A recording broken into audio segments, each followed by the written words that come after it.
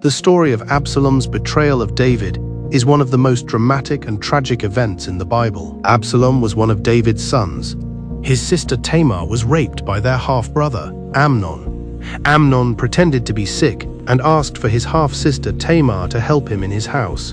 Before she arrived, he ordered all the servants in his house to leave. And when Tamar got there, he persuaded her to have sex with him, but she refused. After some time, he then raped her. Tamar told her brother Absalom, and they then reported the matter to their father, King David. When David heard the matter, he was angry. He comforted his daughter Tamar, but did not punish Amnon for his crime, for raping his half-sister. Absalom was furious and demanded justice for his sister, but their father David still did not punish Amnon. Absalom waited for 2 years, then decided to take matters into his own hands.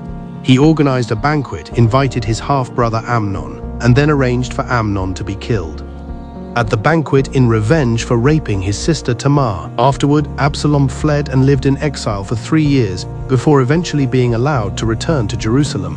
Although Absalom returned, his relationship with David remained strained. Over time, Absalom began positioning himself as a rival to his father. Every morning, he would stand near the city gate and greet people who came seeking justice from the king. He would listen to their complaints and tell them that if he were judge, he would make sure they received justice. By flattering the people and appearing approachable, Absalom gradually gained their loyalty. Absalom stole the hearts and minds of the men and women of Israel. After 4 years of building support, Absalom traveled to Hebron under the pretense of fulfilling a vow. There he secretly declared himself king. Many influential leaders joined him, including David's trusted advisor, Ahithophel, who was basically the second in command after David. When David learned of the conspiracy, he fled Jerusalem with his loyal followers to avoid a bloody battle in the city. As David left Jerusalem, he was heartbroken. He crossed the Kidron Valley and went toward the wilderness. Along the way, people mocked him, believing his reign was over. They threw rocks at him, and some spat at him, but David instructed his soldiers not to harm them. Despite the betrayal, David instructed his commanders, "Deal gently for my sake with the young man Absalom." David still loved his son and hoped to spare his life. David had planted spies in Absalom's army with the intention of deceiving him, and it worked.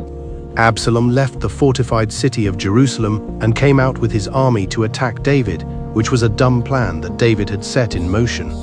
Eventually, David's forces met Absalom's army in the forest of Ephraim. The battle ended in a decisive victory for David's men. While fleeing on a horse, Absalom rode beneath a large tree.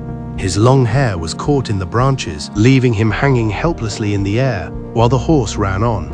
David's top commander Joab found Absalom. Although David had ordered that Absalom be spared, Joab ignored the command, ordered his men to kill Absalom. When news reached David, he was devastated, and he wanted to kill Joab for killing his son. The same son that overthrew him, seized his throne. Oh, and also publicly raped each one David's wife in revenge for what happened to his sister Tamar.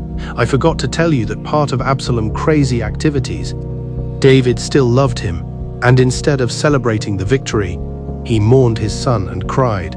It is one of the most sorrowful moments in the Bible, a father's grief over the death of a rebellious son. The story of Absalom is not only a tale of political rebellion, but also a heartbreaking story of a father and son torn apart by pride, revenge, and broken family relationships.